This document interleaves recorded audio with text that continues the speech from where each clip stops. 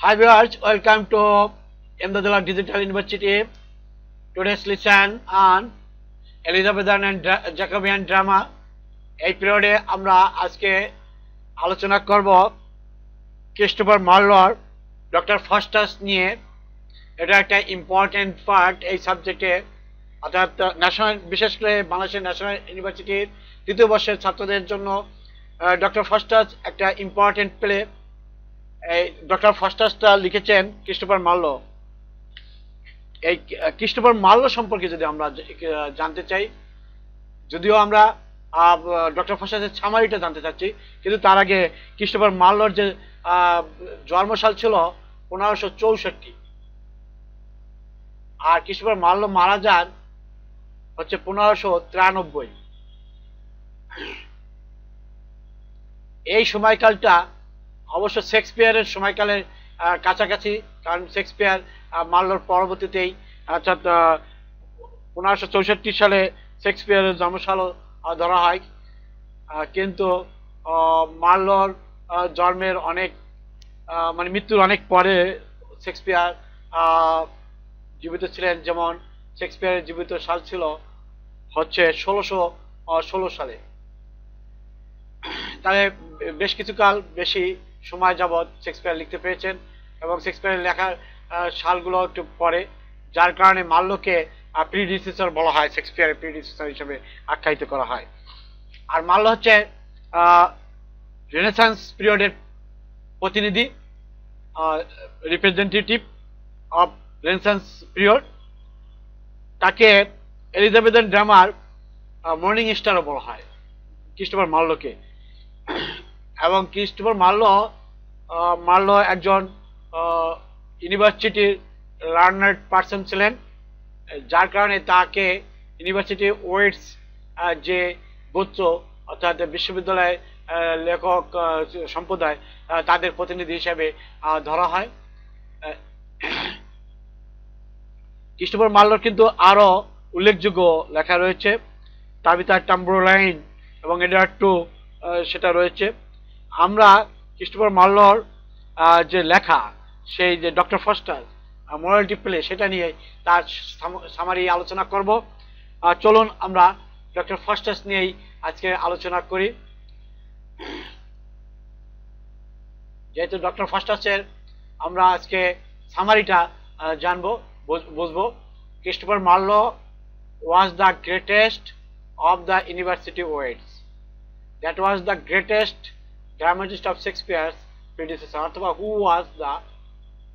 অথবা he was the greatest dramatist of Shakespeare's predecessors.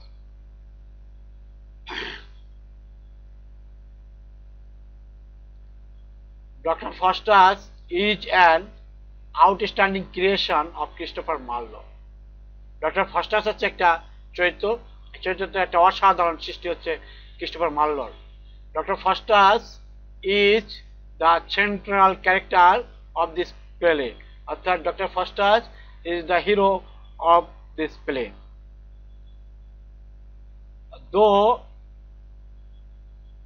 যদিও he is already master of all branches, doctor Faustus কে সকল জ্ঞানের সকল শাখার এক্সপার্ট হিসেবে ধরা হয়তো। though he is already master of all the existing knowledge, he has a confused mind. তবুও তার একটা দ্বিধাদ্বন্দ্বময় মন ছিল। ডক্টর ফাস্টাস অর্থাৎ he has a sky catching ambition, তার ছিল আকাশচুম্বী আকাঙ্ক্ষা। he desires worldly success and power. Doctor Faustus এই পার্থিব যে সফলতা এবং ক্ষমতা, সেটা আকাঙ্ক্ষা করতেন, ইচ্ছা পোষণ করতেন। এটা ছিল তার প্রধান বৈশিষ্ট্য।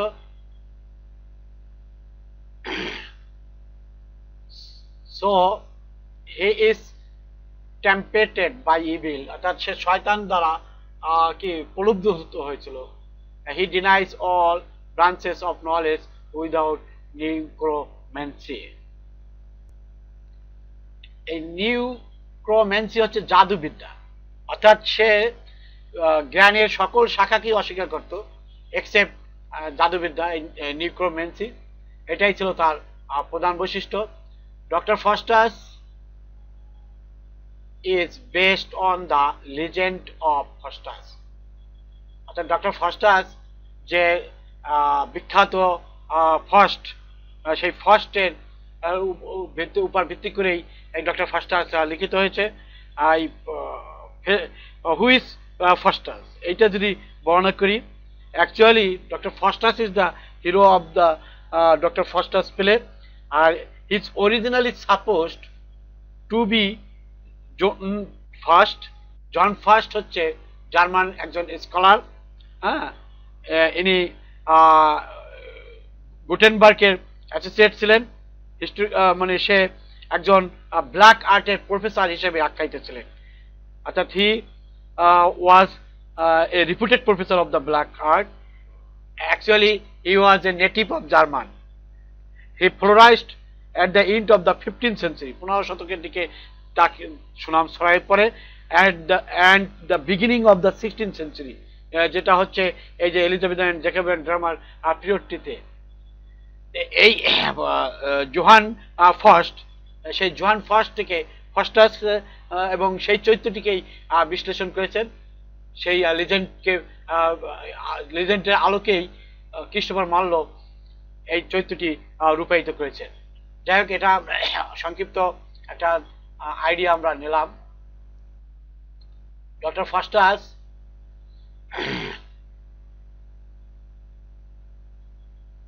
was a scholar who found that the conventional road to knowledge was not enough.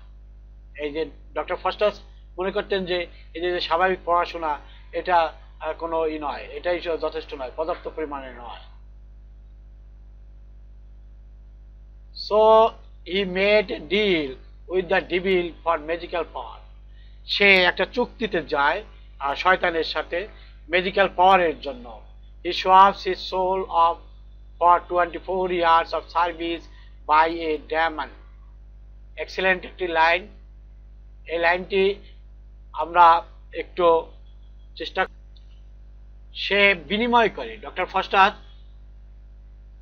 বিনিময় করে, সব সাথে বিনিময় করা হিজ সোল, তার যাত্রা 24 বছর সেবা করার জন্য একজন ডেমন অর্থাৎ পিশাচ, দৈত্য, শয়তান তাকে দা পেলে follows Faustus advances with his magic, then moves to his death 24 years later, when he tries to avoid his dimension but too late.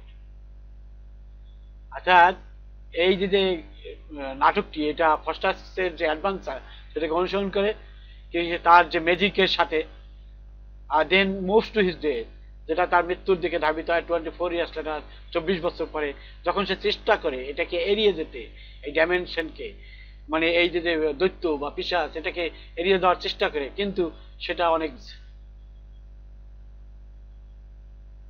of Dr. Faustus are the relationship between knowledge and power and the consequence of attempting to attain knowledge behind a certain extent.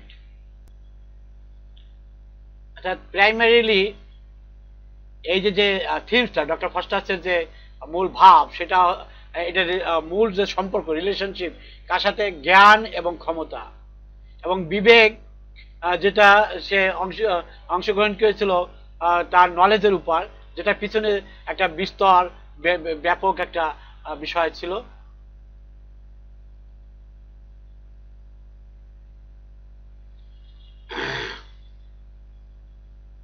The play's protagonist, doctor Johann Faustus, এই যে নাটকটি, এটার protagonist, মূল যে character, সেই character ছিল doctor Johann Faustus. Is an accomplished esteemed scholar who is well versed in a variety of academic fields which he believes he has already mastered. এই Johann ফাস্টাসকে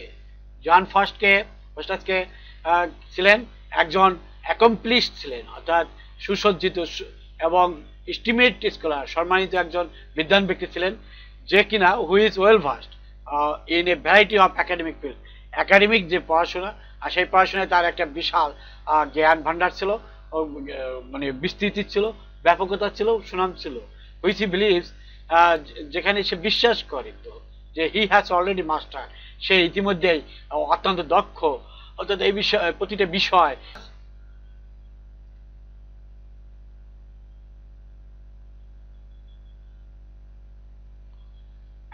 dismisses several areas of study by deeming philosophy odious and obscure, mentioning that law and physics are for pretty words.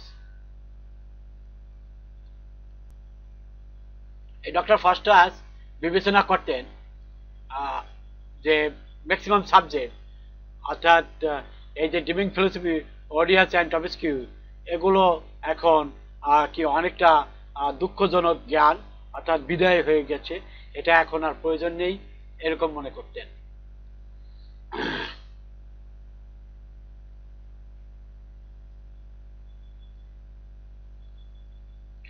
And commenting that divinity is the beset of the three, Dr. Foster turns his focus toward the metaphysics of magicians and the study of necromantic books to attain forbidden knowledge.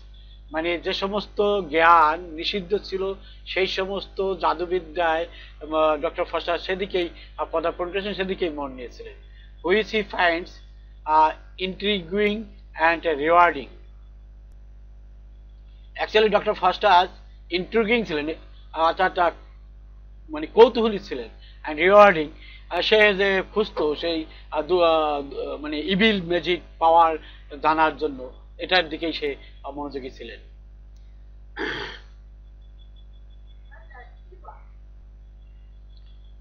Doctor Faustus actually সবসময় evil নলেজের দিকেই মনোনিবেশ করেছিলেন।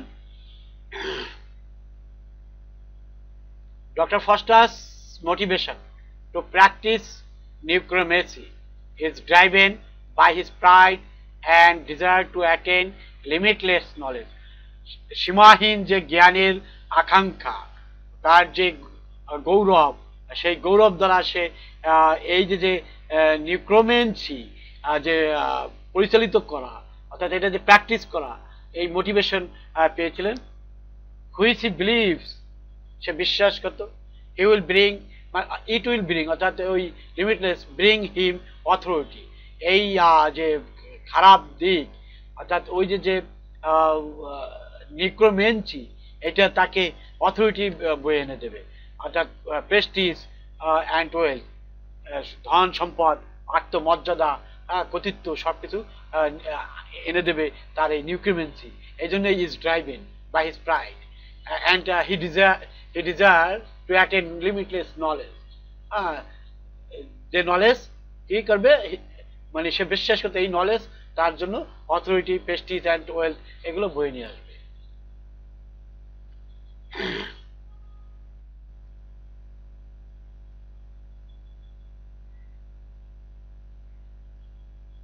Dr. Foster's associates knowledge with power and seeks to know the secrets of all foreign kings.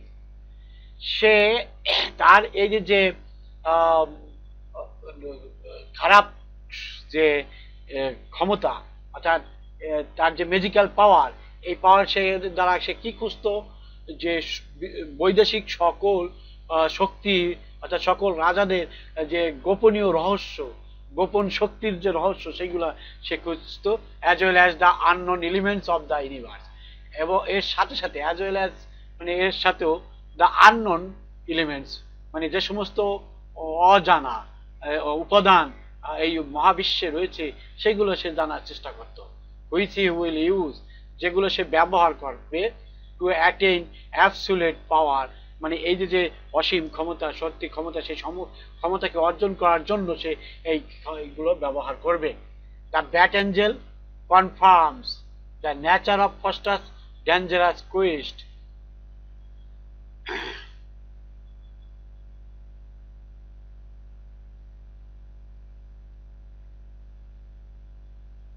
And tempts এই খারাপ Angel তাকে আরো প্রলুব্ধ করে কিসে? হিম তাকে টু বিগেইন এক্সপ্লোরিং নিউক্রোমেন্সি, এই নিউক্রোমেন্সিকে আরো প্রচারিত করা, হুইচ হি ডিসক্রাইবস অ্যাজ, যেটা সে বর্ণনা করেছে that famous art wherein all nature's treasures is contained, অর্থাৎ যার ভিতর সকল প্রাকৃতিক সম্পদ নিহিত রয়েছে। He runs through all the branches of human knowledge and finds them inadequate to his desires. সে রানস থ্রু মানে সে all the branches of human knowledge, মনুষ্যের যে জ্ঞান সে সকল শাখা সে রান করলো, মানে চালিয়ে গেল, অ্যান্ড সে খুঁজে পেল দেম, তাদের মধ্যে খুঁজে পেল in educate to his desire, তার যে ইচ্ছা, তার যে সেটা অপর্যাপ্ত না, যথোপযুক্ত নয় এই মনুষ্য নলেজের মধ্যে। হি সিলেক্টস ম্যাজিক, মানে যখন সে খুঁজে পেল না, ইনএডুকেট অর্থাৎ অপর্যাপ্ত, হি ফাইন্ডস দেম, অর্থাৎ সে এই যে হিউম্যান নলেজ, সেই নলেজের মধ্যে সে খুঁজে পেল কি পর্যাপ্ত পরিমাণ জ্ঞান খুঁজে পেল না, যেটা সে ইচ্ছা পোষণ করত, যাটা তার দরকার ছিল সেই জ্ঞান সে খুঁজে পায়নি, সেটা অপর্যাপ্ত ছিল এখানে মনুষ্য নলেজের মধ্যে, হিউম্যান নলেজের মধ্যে, অল ব্রাঞ্চেস অফ হিউম্যান নলেজের মধ্যে। হি সিলেক্টস ম্যাজিক, সে ম্যাজিককেই সিলেক্ট করলো, অর্থাৎ এই অলৌকিক ক্ষমতা একেই সে নির্ধারিত করলো, নির্বাচিত করলো।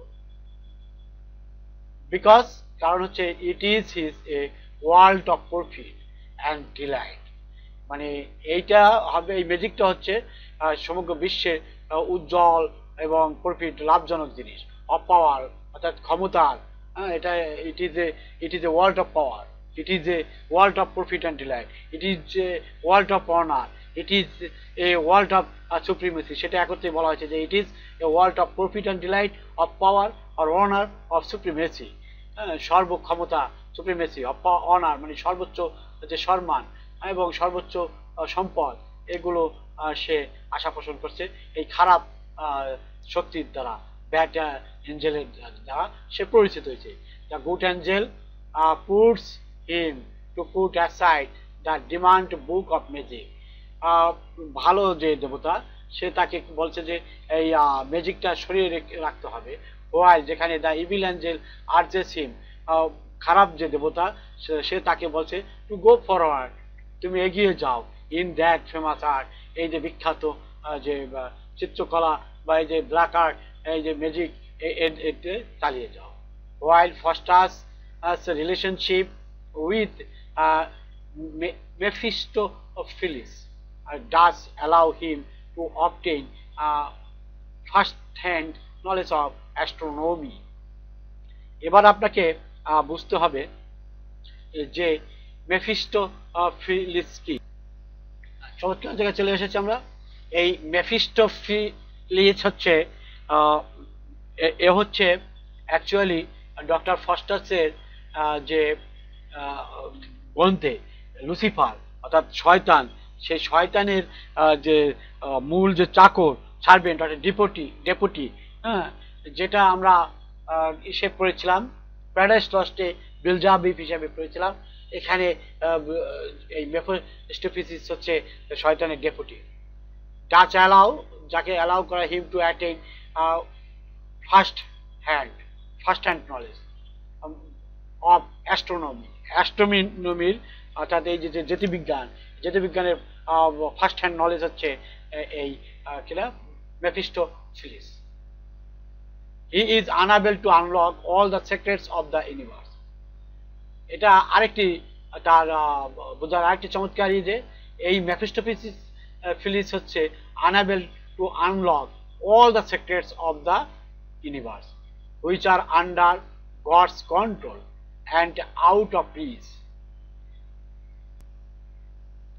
Although Faustus' desire for knowledge is not inherently bad, যদিও ফাস্টাসের ইচ্ছা, জ্ঞানের প্রতি যে ইচ্ছা, এটা উত্তরাধিকার সূত্রে খারাপ ছিল না, he fails to recognize, সে চিহ্নিত করতে ভুল করেছে, ব্যর্থ হয়েছে, that proper knowledge and education have their limits, অর্থাৎ সত্যিকারের যে সঠিক জ্ঞান এবং শিক্ষা এটার একটা লিমিট রয়েছে, and his decision to seek too much leads to to his demise. অর্থাৎ ডক্টর ফস্টাসের যে সে ব্যর্থ যে হলো জ্ঞান, সত্যিকার জ্ঞান আহরণের অর্থাৎ চিহ্নিত করতে, এবং সে সিদ্ধান্ত নিয়েছে his decision to seek to mass leads to his demise, তার যে হিজ ডেমিস মানে তার যে মৃত্যু বা তার যে মরণ, তার যে পতন, সেই পতনের ক্ষেত্রে যে অনেক দেরি ডিলে সেটা বোঝানো হচ্ছে। At the end of the play, এই নাটকটির শেষ প্রান্তে, the chorus reiterates the moral of the story by instructing the audience to only wonder at unlawful things and refrain from practicing more than heavenly power permits.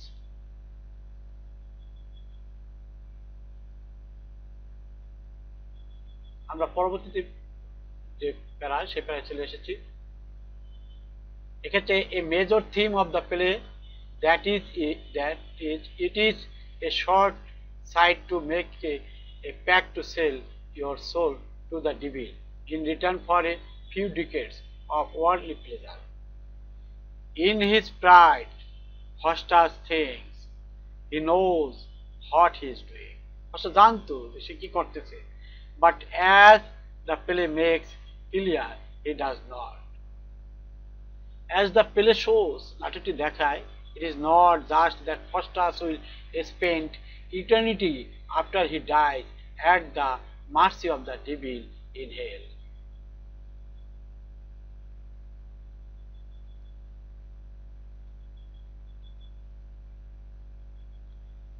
Though that is something to fear, but that everything the devil offers him on earth leaves him ultimately empty and unfulfilled. The joys he thinks worldly success, pleasure, and sex will bring him do not live up to his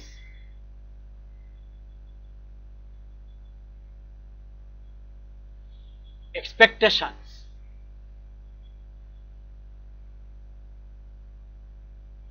None of what he gets is really that much fun and certainly not worth the price. Faustus is also short-sighted and filled with pride in his conviction that once he has sold his soul, ওই যে 24 বছর, it is impossible to repent and come back to God. এটা অসম্ভব ছিল অনুতাপ করা এবং সৃষ্টিকর্তার কাছে ফেরত আসা। Faustus, because his understanding of Christian theology is so poor, assigns too much power to the devil.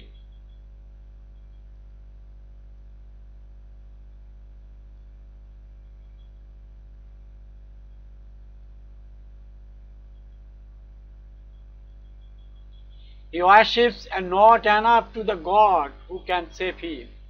If he had humbled himself to admit he had made a mistake and repent of his son, he could have bested Shaitan and accept salvation, but that humbling is behind him until too late.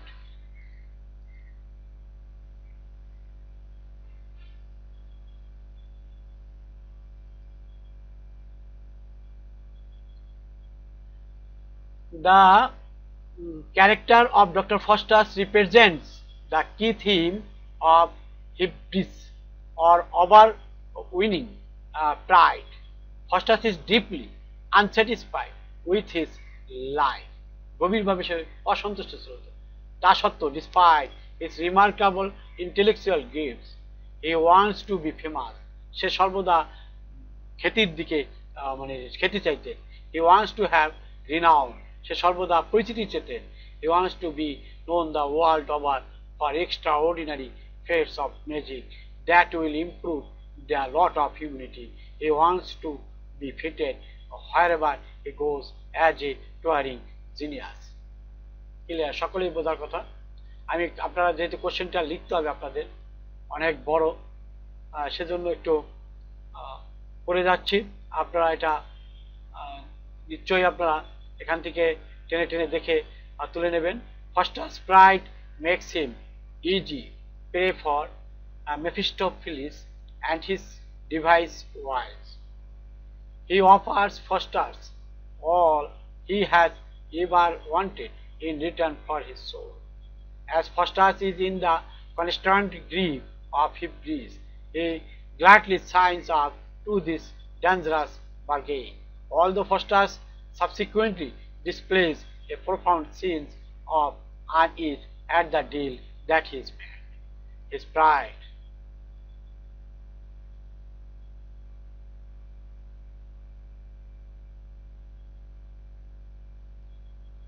holds him back from repenting, but then all the time he has been exercising his remarkable powers. He has effectively been playing God, and God does not repent. A major theme of the play is the sin of excessive ambition, অতিরিক্ত যে আকাঙ্ক্ষা।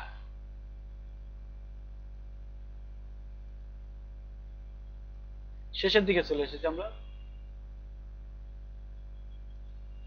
Faustus, a clever scholar, অত্যন্ত সুচতুর একজন বিদ্বান ব্যক্তি ছিলেন, wants too much, অনেক বেশি সে চাইতেন, he seeks to gain knowledge, সে সবসময় খুঁজতেন knowledge and power, জ্ঞান এবং ক্ষমতা behind normal human limits,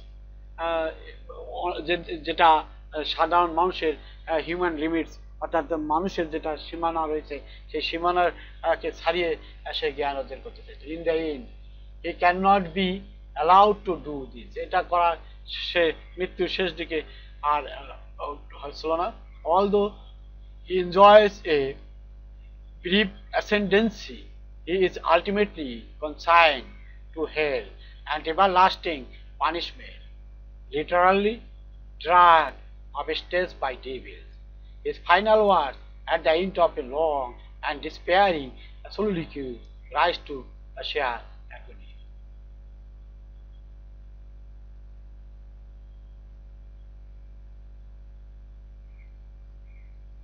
My God, look not so fast on me. Adders and serpents, let me breathe a while.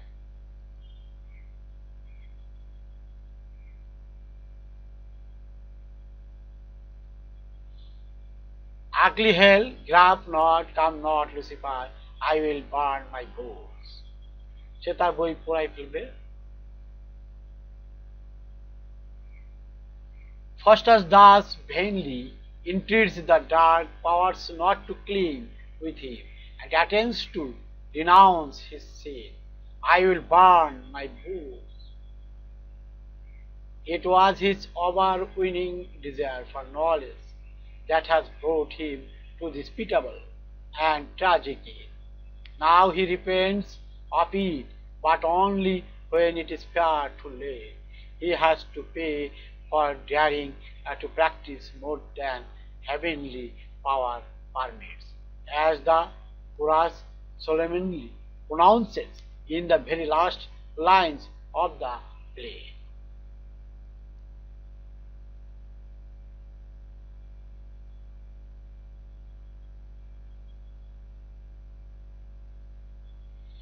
In his mounting ambition, Faustus resembles other Marlovian protagonists such as Tamburlaine, the historical conqueror who built a great empire, and Barnabas, the title figure of the Jew of Malta who aspires to unlimited wealth. আমি doctor ফাস্টাসের সামারিটা আপনাদের দিলাম। Summary থেকে আপনারা অবশ্যই question লিখতে পারবেন। বিদায় নিচ্ছি আজকে এখান থেকে, দেখা হবে আগামী পর্বে আপনাদের সাথে। এই ডক্টর ফাস্টাসের উপর আরও কোশ্চেন, অ্যাভেলেবেল কোশ্চেন আমি আপনাদেরকে দেব। বিদায় নিচ্ছি।